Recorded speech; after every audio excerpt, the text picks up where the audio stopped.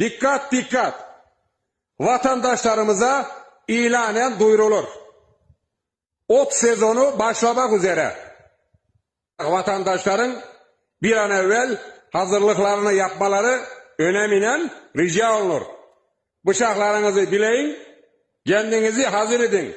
Sezon geldi.